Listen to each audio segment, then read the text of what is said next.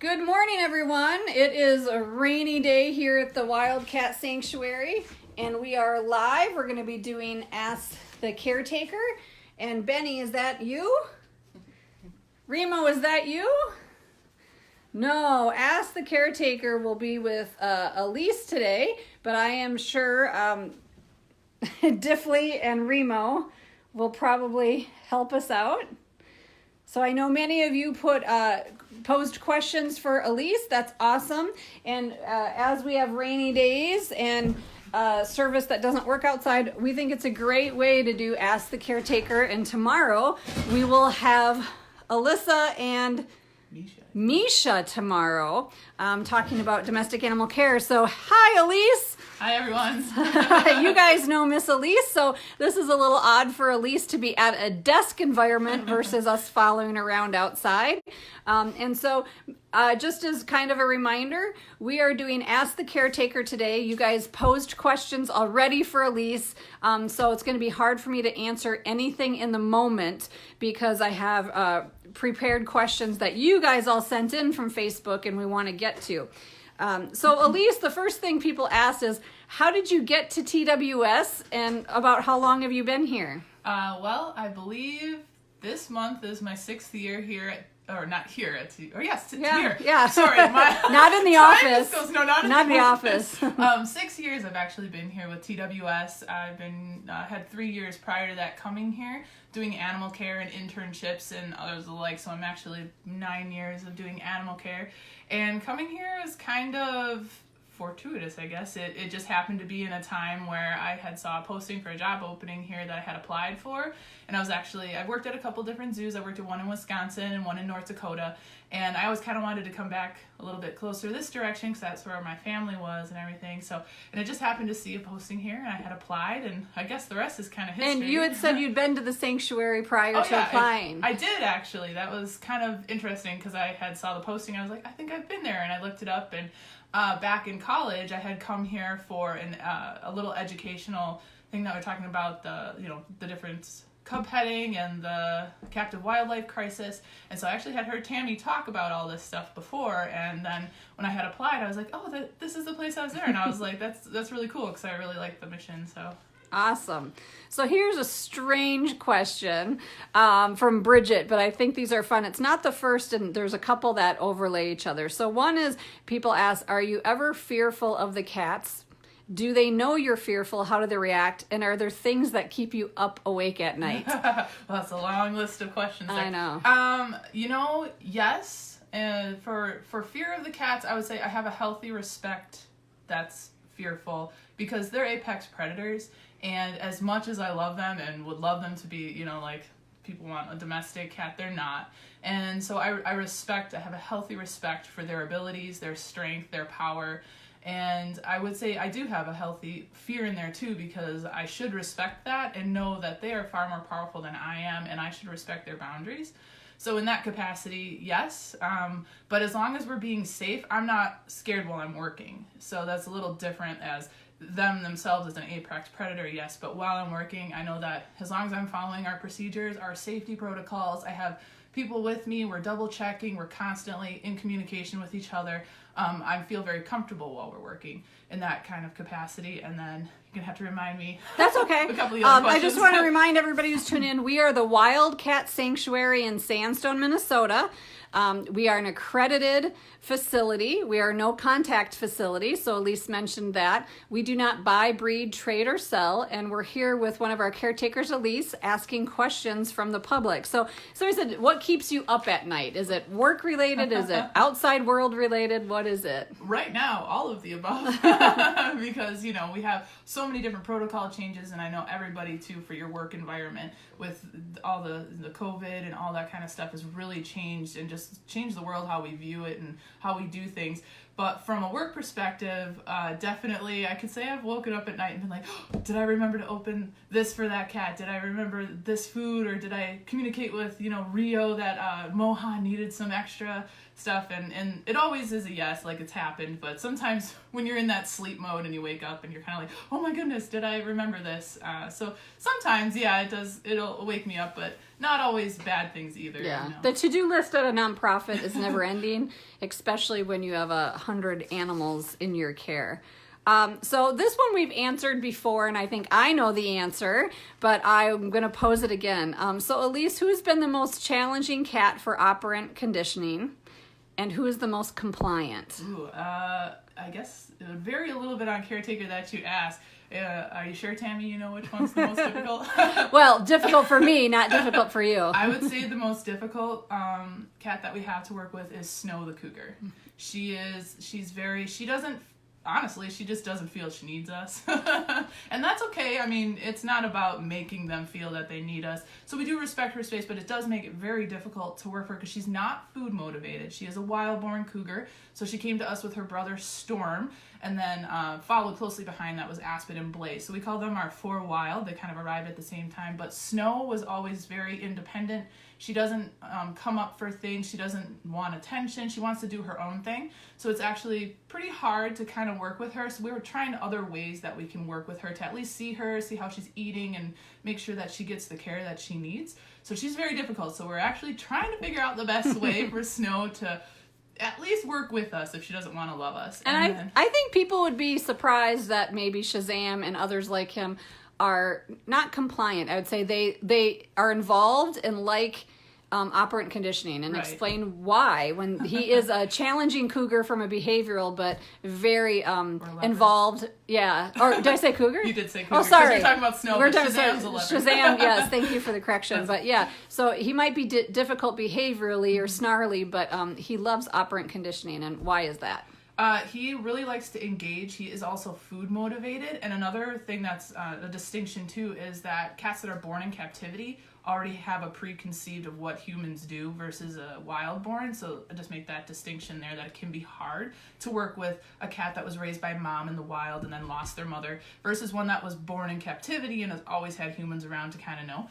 But Shazam, and he likes to be forward, so he likes to tell us what he wants or doesn't want, so he's already apt to kind of come up. He's food motivated, so that really makes it. And then he really likes to engage and puzzle and figure things out. So to him, it's kind of like not necessarily want to call it a game, but it does kind of make him think and do things, and it's engaging for him. So he does kind of enjoy it. So do some of our others that are, we call, some of our more aggressive or dominant cats that kind of are very forward. They actually kind of enjoy the training because it engages them. So awesome.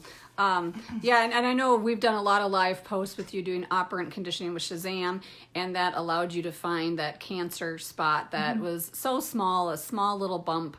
But without that, we don't know how much it would have grown before we could have visually seen it in another way. So somebody's correcting me that I said it was Happy Monday. It is Tuesday. I know all of you at home with COVID-19, we don't even know the days anymore. We just are going through what we need to. So I think they answered that. So Jenny asked, what is your most favorite task at the sanctuary? Favorite task? Probably operant conditioning.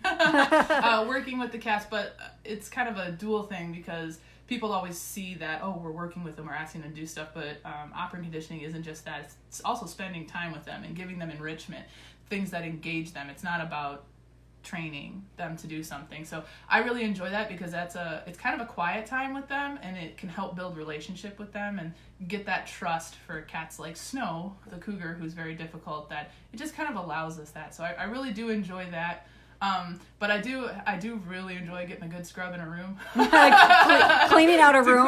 Clean out and a room. Who has the dirtiest rooms? Ooh, in the winter, Mohan definitely has a good room. Our lions, they just don't leave. They just pretty much everything's everywhere. Litter box in the room. Oops, because humans will come. Yeah. So. Well, and this is another question somebody asked. So does every cat get operant conditioning, and are you the only one that does operant conditioning? I'm not the only one that does it. We do have, everybody kind of has specific cats that they work for, and all cats that are here do get it. And one of the things to note is that operant conditioning, when you go for a training session, the cats are training you and you're training them. So they're looking for that weak point where they can push you to get what they want and not have to do something. Or if you're working with crating, they might just sit outside and reach their paw in, and they'll see if you'll allow things like that. So I'm not the only one. I do lead in the operant conditioning and help kind of that because I have the most experience in it. But yeah, we're always doing it, and even feeding time. And our interns have done projects, especially. And so remind everybody, what is the goal of operant conditioning? Why are we doing that here at the sanctuary? So the goal is to reduce the stress on the cats. Also, for ones that are difficult, it helps us bring them up so that we can get a good look at their body condition, look at how they're eating, what's their mouths. It's really good for just look them over physical. It's not about making them perform. It's about having them come up and just trust us, one, that we're not there to do always bad things or crate them or have vet days. So it's kind of a dual purpose to help build that trust with them and make them comfortable here and know that when we ask them to do something, it's not to a detriment to them. It's just asking them to be comfortable with us. So awesome.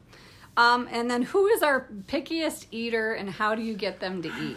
Right now, Shanti's up there. And remind everybody who Shanti is. Shanti the lioness. She's our, I guess we like to call her the matriarch of the sanctuary. She's a lioness. She's about 25. And so she's older and she definitely gets pretty picky with her food. Actually, yesterday I think we gave her a whole turkey because she didn't want beef, she didn't want chicken. So we curtail the diets if they need it because obviously when they get older they really need those supplements, vitamins, and their full diet as they age to make sure that they stay up and everything. So Shanti, I would put Shanti up there, but Hybrid Haven, all of our Bengals, they'll probably talk about that tomorrow. So that's why I didn't really want to get on the hybrids, but they can be super picky too. People were talking about how do we decide which caretaker works in which area or which cat? If it's working with specific cats, sometimes it's how the cat engages with the caretakers. You obviously, if they're just starting and learning things to trust, you want to pick somebody that they're already predisposed to kind of come toward, and then that caretaker works with others that they maybe have a distrust for, and it doesn't have to be for any reason. They could just not like the color shirt you were wearing. So they'll work with them, so it's kind of assigned that way. And then zones is what we call our areas, and our sanctuary is divided out so that one caretaker is in control kind of one zone, and they work with those cats so that we can have kind of a standard and somebody always has eyes on them and knows what's going on with them. So one of the things that's there deciding that is kind of experience too, and learning those cats, knowing their behaviors, kind of background for it, because some of our guys have very specific needs. So as we divide up zones and zone leads have teams under them, whether it's another caretaker and interns or what it is, but they're kind of, as you said, responsible for the daily husbandry, but nobody is prohibited from enrichment or working with other cats. And then also, can you tell quickly, we have zones that are broken up, and so many of you know that we talk about Cougar Cove, Pride Prairie. So give an example of what is Zone 1? What areas are in Zone 1? So right now, Zone 1 is our entire DAC Hybrid Haven, which is the domestic animal care and the hybrid. So our Bengals, the Chauceys, the Savannah cats, all of them are in Zone 1. And then Wildcat Pines, which is all of the bobcats. There's some lynx and a few servals over there, and sometimes small cat track is in Zone 1 too. That one can flux a little bit just depending on needs and the overall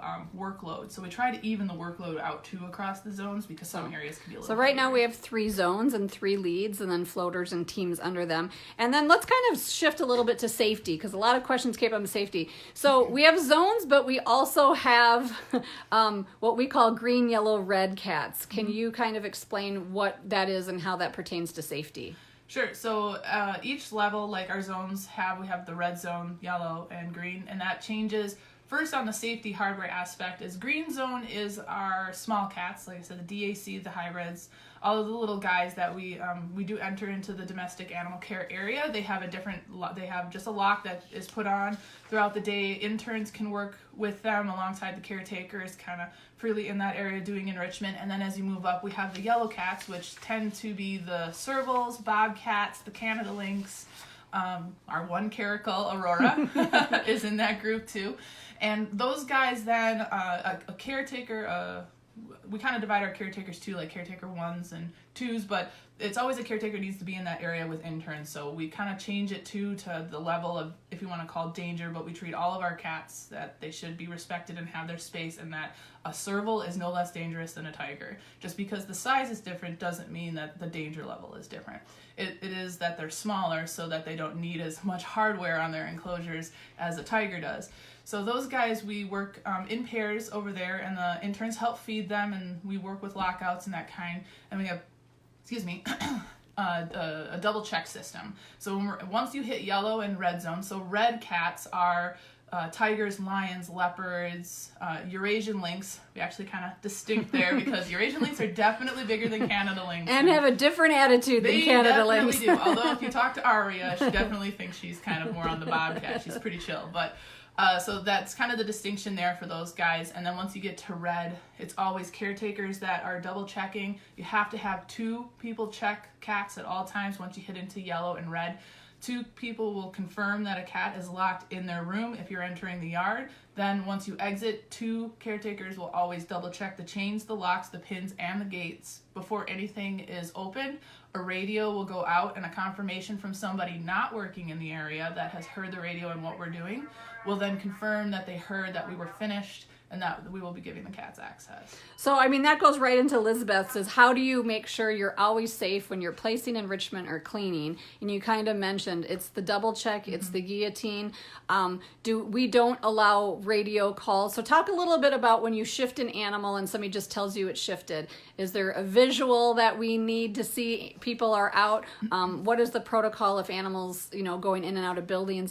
I'm setting this up to you because you know this. Right. So when say we're going to go clean Callie, who's a white tigress, we're going to go clean her enclosure. We'll bring her into her room. Her gate gets shut. 2 caretakers then confirm that they see Callie, they see her gate is down, and that she is locked in her room. And then once they step out of the building, no one is allowed to enter a building once they're in that area. And so that also helps when we were talking about our zones being divided. That zone is that team cleaning her. So it's not somebody else coming from another part of the sanctuary. It's that team's responsibility to take care of Callie. So there should be no reason for another person from another zone to come over to that building. But if something were to happen, that's why we have the radios so that everybody is aware that enclosure is being entered. The building is not to be entered. We do have little post-its that we can put out on the door handles that say do not enter because we're actively working out in yards. And then once they go in, they radio who's going in, what they're doing, because that also tells us time frame. Like if they're going to clean a pool, I can tell you that takes a little bit of time. But if they're just going in to place enrichment, then that's a shorter time frame. So if you don't necessarily hear a radio call for exiting within a allotted amount of time, you can call and check and make sure that everything's going well. And then when they exit, it's just the reverse. All the chains, locks go back on. 2 people make sure that that's there. They count their people, they count their tools, and that they make sure they have a visual on everybody. They don't just trust that somebody had exited because our enclosures are fairly large. And if somebody's working behind a set of trees, you might not be able to see them if you shut the gate. So shut the door, sorry. So then you always want to make sure that you count your people, you count your tools. And I think that's what, when you look at it, it looks like you're just entering, exiting, shutting a gate. And I don't think people realize how much redundancy is in the safety protocol. All these accidents that we see at zoos and things online is all human error. Rarely is it ever a cat has broken out of an enclosure. It's somebody leaving a gate or a miscommunication. And I think that's why I respect our caretakers so much. Safety is something that you guys take so seriously. And I really respect the safety procedures that we've put in place and that people are respected to follow. Because I think not only is it human safety for you guys, but you don't want anything to happen to the animals you love. And the animals would pay the price. And so it'd be human. So people always ask us what makes us different than what you see on Tiger King. Well, here's one of those. If you look at that, it is a big task to keep everybody safe, and it adds a lot of time to their day of husbandry, and it slows them down, but it is so essential. So thank you for that. So somebody else asked, question is, so when interns come, kind of high level, why do they come? What do they want to learn? And then what do they go off do? Do they go leave and be accountants or something? I'd hope not. I'd hope we wouldn't have turned them off to go be an accountant. But a lot of them come here because they're picking up that husbandry skill. And a lot of our interns that do come, we have had some that wanted to do the conservation work. So they wanted to learn and see what's going on in captivity with these guys. And then some have gone off to go do conservation work. But they come in to learn the husbandry, the care, the specificness. Obviously, we are cats. So that's our detail. So a lot of times we do get interns that come in that have never actually worked with cats before, but they've worked with other types of animals. So they're getting that broad And do we range. require degrees, or do we take the kind of, what is our program a little bit? Yep, so we do Right now, it's usually the graduated, so they're trying to get into the workforce, and I know everybody kind of knows how that is when you start. Sometimes it's a little catch-22. You want some experience, or if you don't have enough. So when they come here, they're trying to gain that experience, and most of ours are graduated, and a lot of times they do leave here and they go and kind of get jobs, or they get other internships that lead into positions that they can have. Awesome. So one fun question that we're talking about cleaning is there a lot of poop, and what do we do with the poop at the sanctuary? I got 2 of those questions asked. Well, I mean, they're big predators, so when they go to the bathroom, I can tell you it's pretty big poo. But it's not like overflowing out there. We do have disposed buckets that we use and we go pick up, and then we dispose of it kind of trash. And we also do some composting for some of our bedding and other substrates that you can compost. Obviously, we have to follow rules too. We can't just compost anything. Awesome. So one other question. So you also are a clinic coordinator. So tell us a little bit about what that means. So what that means is I kind of help flow between the vets that come here and then our volunteers and also with the staff. So I usually the staff will come and let me know what's going on because I'm not leading a zone at the moment. I kind of help rotate through so that I can have eyes on cats. And when we're having issues with cats, if anybody knows cats like Mohan, who's one of our geriatrics, he's got fused knees, he's got some others, or Tonka, who's a tiger and he has degenerative joint disease. I usually do the monitoring for that, talk with the leads about what they're seeing. Are they seeing these steady, declining, are they painful? And then I reach out to the vets. And we usually talk, and then we come up with a plan of action, and then I help kind of facilitate it out to the rest of the staff, so that it kind of helps to have a point person when they're out there so busy doing everything. Sometimes they can't stop and talk with the vets about it. So then I kind of facilitate that and then help flush it out to the rest. So awesome. So tell me a little bit. Somebody asked, like, when do you know you have to trim somebody's claws, or do we trim all cats' claws? Well, we have our cats that are on a list that watch that. A lot of our geriatrics, it kind of goes along too as they get older. If they're not grooming as much, we know they're probably not scratching if they've got a lot of arthritis. So that's something that we have to just watch. And a lot of times during feeding, that's a really good time because most cats are going to grab their food when they're sitting down, so you can see their claws, or when they're down, how far is it growing out. And we don't trim, we offer objects for them to do the natural behaviors, to do that themselves. So some of the cats in the DAC, they do get their nails trimmed every so often, because they're obviously, we go in with them, and some of them are a little bit more handleable, but usually only on the older guys that we watch. So we really have a watch list. And who's our watch list right now? Mohan, Kimba, Chupino are the top three up there. So. And Kimba should be able to scratch his claws, but I think he's a little lazy of a lion. Yeah, he's kind of a diva. All right, so a few more questions here. So play dates. So we've kind of gone into detail with everybody about play dates, but just talk about, like, let's say the tiger play dates. What safety precautions do we have in place to try and break up a fight, and how would we have done that, like with Caesar and Logan?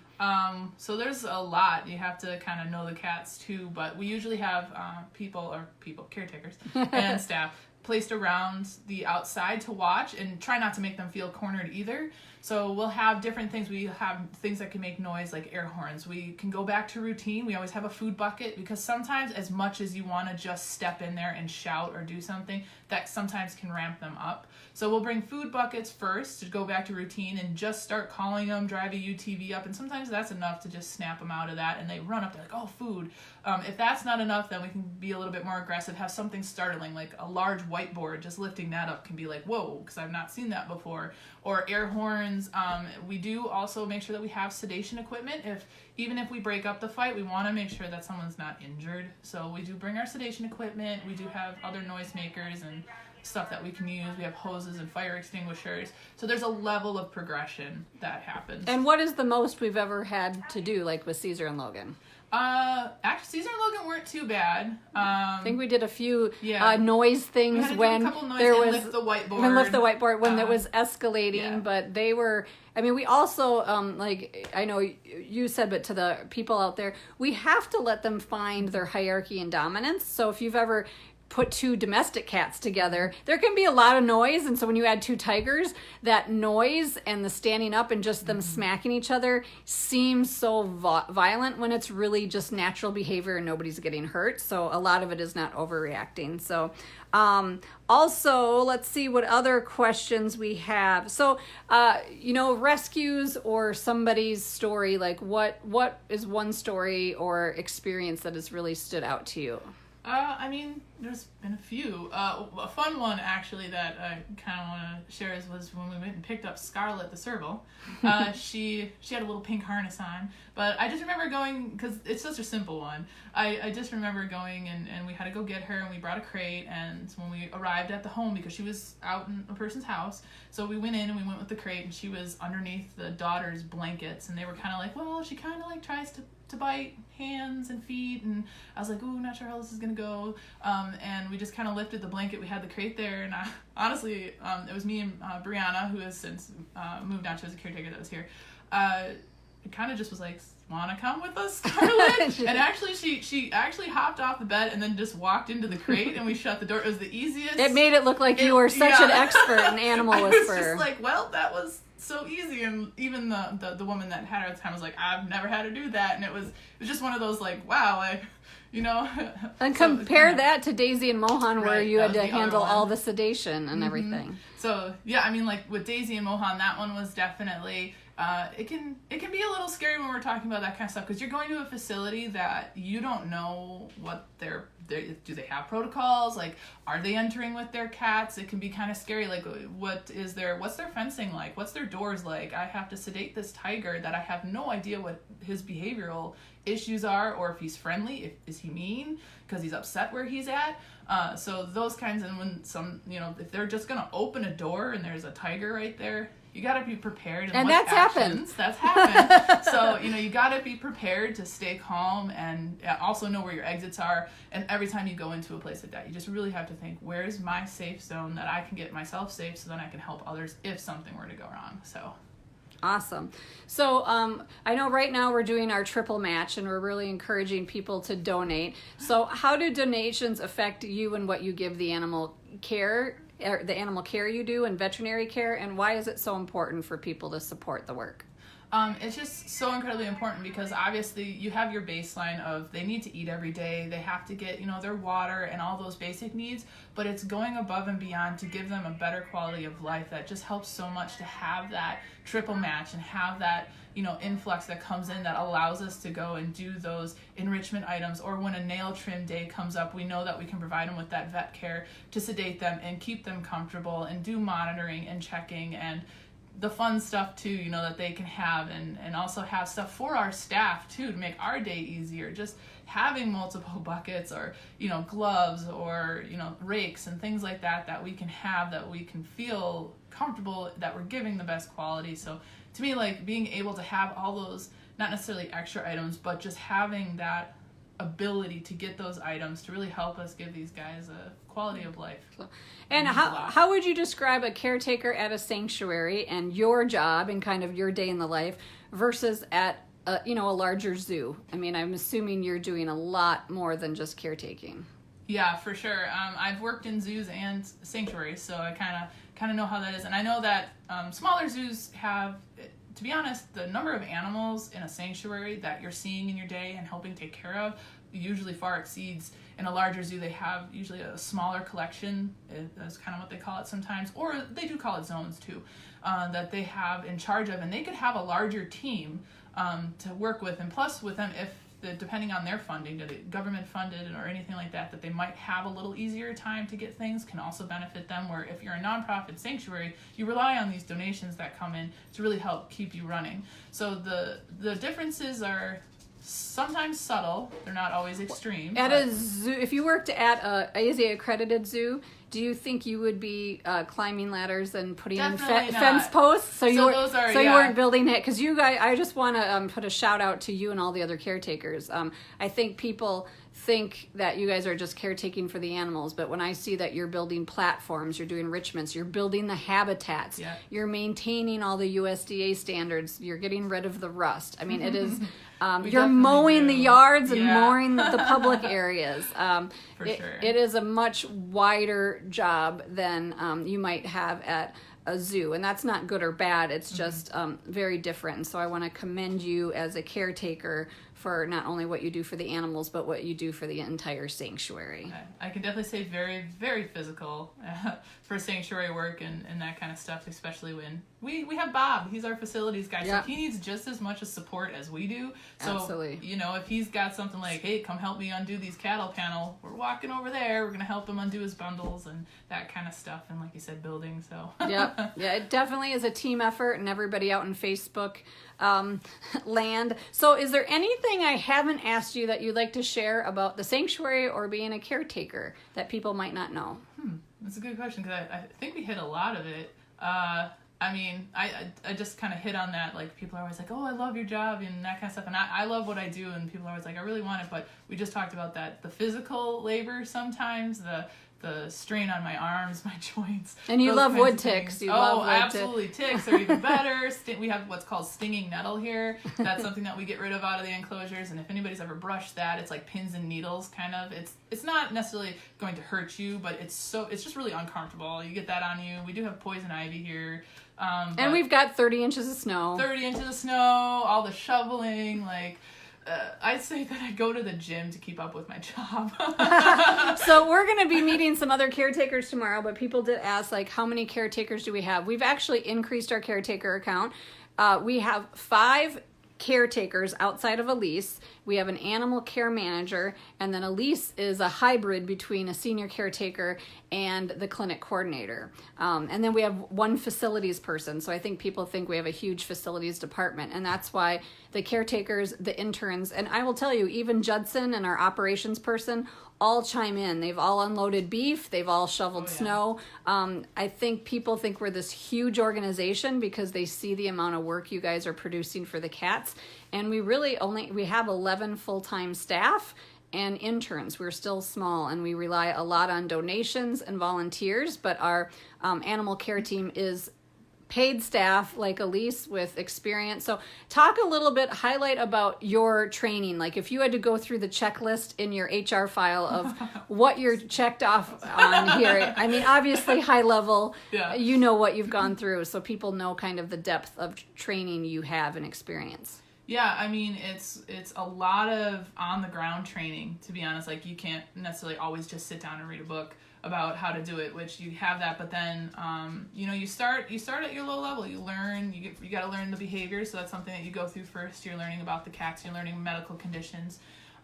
Here we also, TWS has provided a lot, obviously clinic coordinator. I've had chemical immobilization training, I've had restraint training, you know, that I've actually gotten certified on a few of these different aspects. Equipment training, we also have gun safety training because we have so much different types of equipment.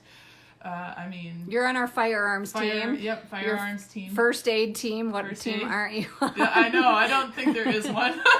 Yeah, and we also do training in compassion fatigue because the physical labor is hard, but I know to all you guys the emotional is hard. And I think a lot of times people think the rescue situation is hard, is seeing an animal like we saw in Tiger King. But I don't know for you, to me, the emotional part is the end of life geriatric care and being the last person to have to give that injection. How do you deal with compassion fatigue, and what's hard for you? You know, it's always so hard to say goodbye to these guys when they come here, and, you know, just seeing them grow. And I guess part of me always, this is something I guess that helps me with when we lose one, is that whenever one passes and leaves us, I know we gave them the best that we could, and I feel like it was their time and they knew it was their time, because there's another out there that needs us more. And so they left us, and they knew that leaving us, they were freeing their spot when they had a good life to have another that needs us or is lost out there, and that we could provide them with something that they they had themselves. So that kind of helps me kind of when we lose one. But. Oh, thank you. And thank you for the work you do, Elyse, and thank you for coming into this uncomfortable face-to-face interview versus me following you around feeding. This is not my habitat. It's not her habitat, Elyse said. I love that. So we appreciate it so much, and we'll be sharing more Q&As with the keepers tomorrow and next week, so everybody stay tuned. Thanks, everybody, for who's supporting Elyse's work and the other caretakers, the facilities work. Everybody that donates to this triple match. We only have till Thursday at 11:59 to meet our $20,000 triple match. So I think on Facebook right now we are at like 8,700 on that fundraiser. If you can today, help us click on that fundraiser that we're going to share and get us to over the 10,000 mark. That would be super appreciated. And we'll keep everybody updated on sanctuary happenings. Thanks, everyone.